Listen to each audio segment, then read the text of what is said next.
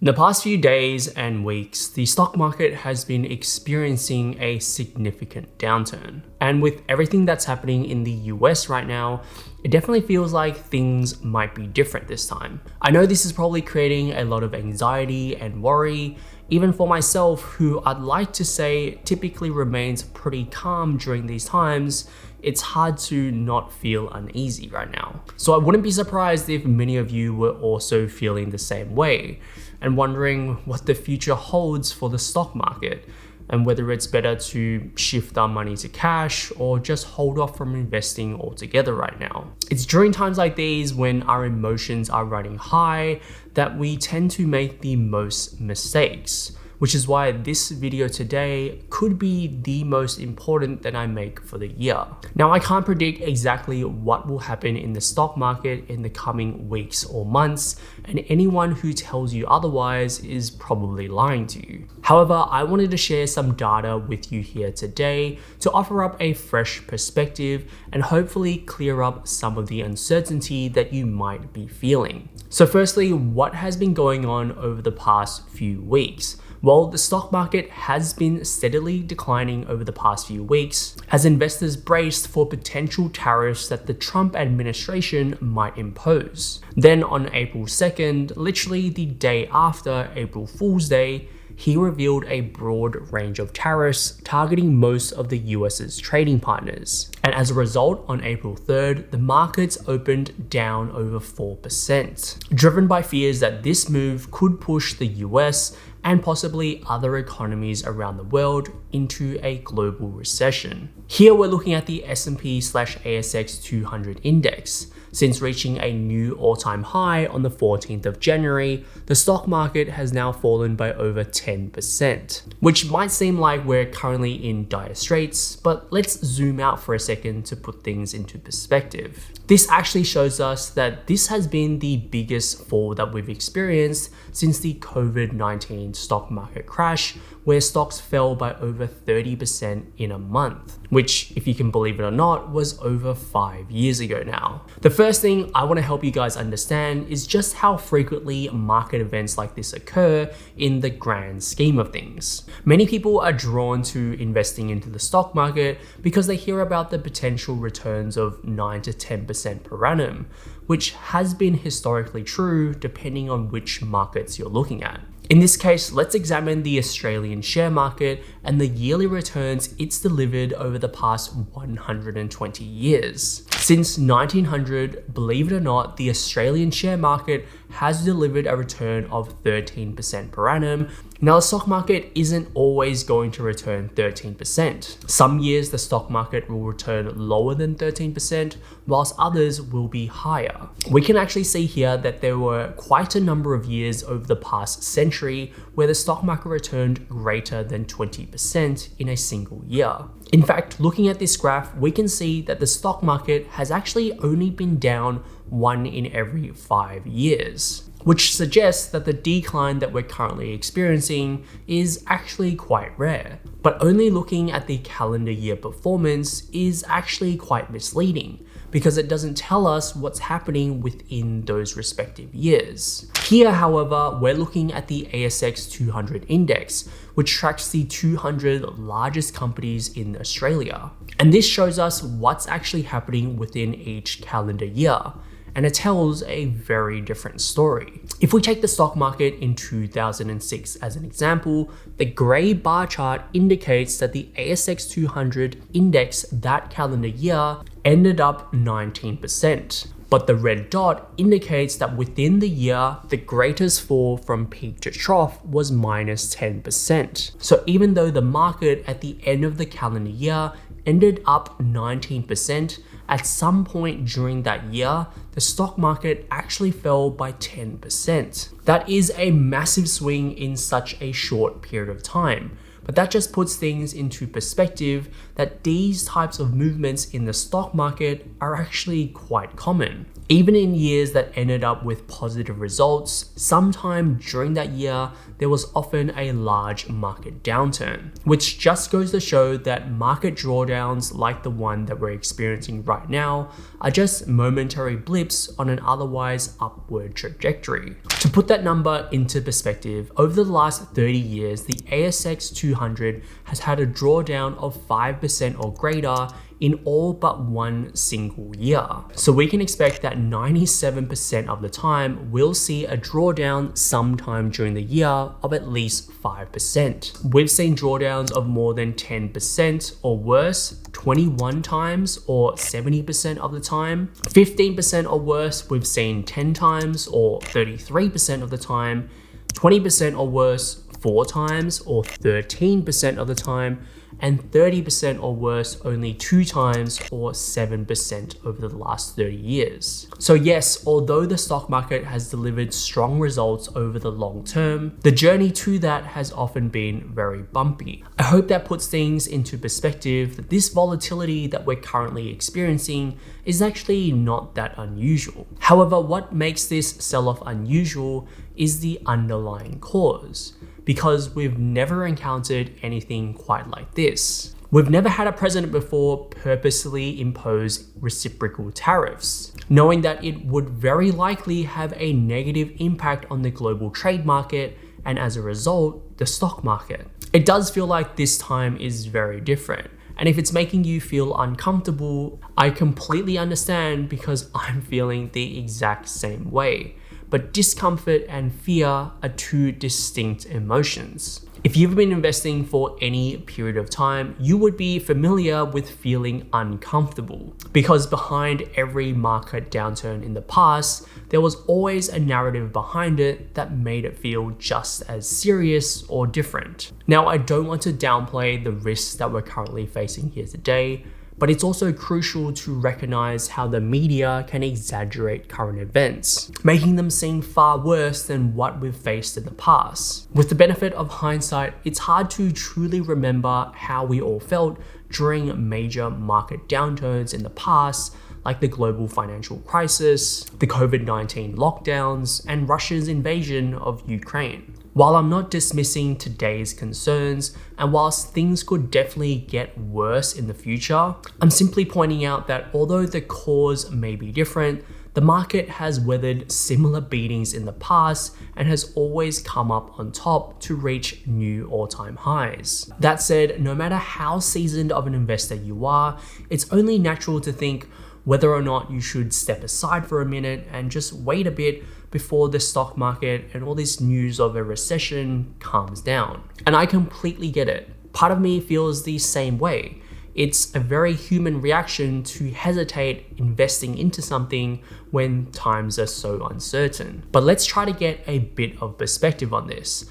Although sitting on cash right now might feel like the most safe and logical option, how often does that really pan out in your favor? If we look back at all of the global stock market downturns that we've experienced over the last 50 years, after a 10% market decline, on average over the following year, markets were up 11.9%. Over the following 3 years, up 43.5% and 70% after 5 years.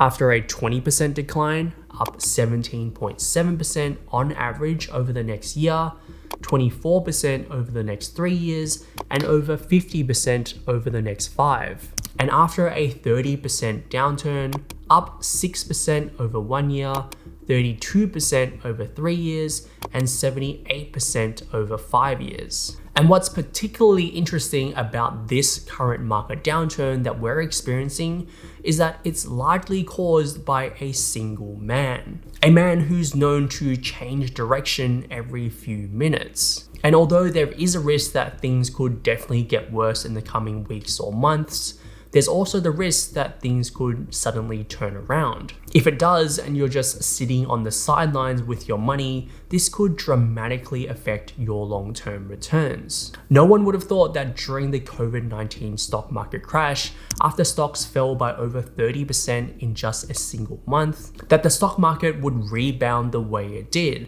Stocks Investment Research observed that over a 10-year period from November 2005 through October 2015, if you missed the 10 best market days over that specified 10-year period, you would stand to lose, on average, 66% of the gains that you would have captured by just staying in the market. This means that when markets go up, they tend to go up really quickly. So whenever you're scared to invest and your money is just sitting on the sidelines, you risk missing some of the best days the stock market has to offer. It's incredible to see what an enormous difference just a few days in the stock market can make to your long-term returns. Now, the counter argument to this is that if you're out of the stock market, then you could also be missing some of the worst performing days, which could also improve your long-term performance. The problem, however, is that the best and worst trading days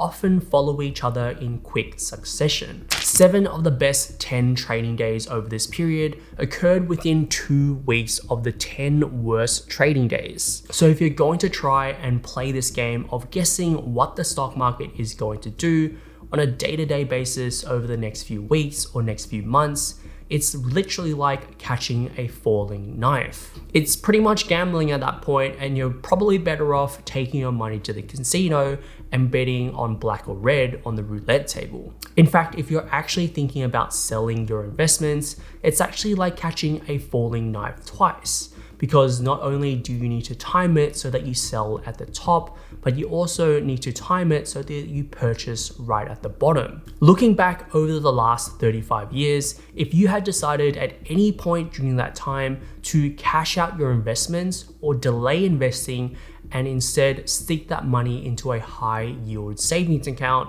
compared with the performance of a globally diversified stock portfolio comprising of 60% equities and 40% bonds, if you had held onto that position for a 3-month period, you would have been down 61% of the time and had a median underperformance of minus 1.6%. And if you had stayed holding that cash for 6 months, you would have been down 72% of the time for a median underperformance of 5.5%. And if you had stayed in cash for a full year, you would have been down 79% of the time and underperformed by 9.1%. I don't think that there is a clearer indication after everything that I've shown you here today as to why time in the market beats timing the market. Now, whilst all of this seems very logical, and hopefully you'll feel a little bit more comfortable after watching this video, when it actually comes to making the decision and pushing the button to invest, it's normally our emotions that take over. The stock market has this strange effect on our emotions, which is actually quite funny to observe. If the markets had gone up by 10% over the past few weeks instead of down by 10%, most investors wouldn't have any issues at all investing their money into the stock market. In fact, some people would be rushing to get their market in, even though the stock market price is actually 20% higher than where we are today. The stock market is the only thing where the more expensive it gets, the more we want to buy it. And when the price comes down, we don't want anything to do with it. It's actually quite hilarious. And I've felt the exact same emotions myself in the past. And I'd be lying if I didn't still feel them today. Everybody thinks that the biggest challenge when it comes to investing is actually choosing what to invest into. But that's actually the easy part. The biggest challenge is actually managing your own emotions and learning to see past your own biases and to shut out all the white external noise that you hear every single day. Most people think that the more active you are as an investor, the more you try to use your intuition to second guess and beat the market. the better you'll be. But that is the exact opposite of what happens. The more decisions you make, the more stress it causes you, and the more likely you're going to make a mistake. This is why automating your investments is such a powerful tool when it comes to investing. The beauty of this is that there are no decisions to be made because it's all automated for you. I have my investments set up that at the start of every month, I have a lump sum that gets transferred into my brokerage account that I'm comfortable with investing every single month. And then that gets automatically invested into a broad range of ETFs. Now, sadly enough, at the beginning of this month, my money got invested in the stock market. And then the following day, the stock market fell by 2 to 3%. But that's okay, because if you're truly a long-term investor, then you don't waste your precious time or energy thinking about when you should be investing. Just figure out how much you can afford to invest every single month. Then set up automatic transfers to have that transferred to your brokerage account and then have it invested. And if you can, don't look at your account balance, especially when the headline news is bad. The stock market can be an incredibly painful place in the short term, but if it's out of sight, it's out of mind. So if you can do these simple things to reduce the number of decisions that you need to make and remove your emotions from them, not only will it free up your time to focus on other important things going on in your life, it will also most likely give you better results in the long term. For example, let's check out the NASDAQ index. Let's say you bought the ETF at its peak for just under $52 in October of 2007. Then the 2008 financial crisis hits and the ETF plummets down to $26. And it sucks because you just lost 50% of your investments. But remember, you're a long-term investor and you actually haven't lost anything yet because you haven't sold your investments. And in fact, you decided to keep holding on to your investments and continue dollar cost averaging every single month. Then in October 2010, you would have made all of your money back. By September 2012, the ETF jumped to over $70 a share, and in 2021, it was over $403 a share. That's nearly an 800% gain, and that's the beauty of long-term investing and dollar cost averaging. Hopefully, if you guys were a little bit anxious at the beginning of the video about what's been going on with the stock market and what to do next, hopefully this video has provided you with some comfort. If you guys did enjoy the video or learned anything new, then make sure to hit that like button down below because it really does help out the channel, and subscribe for more personal finance content in the future. And if you're curious as to how you can get started with investing into ETFs, then definitely check out this video right here.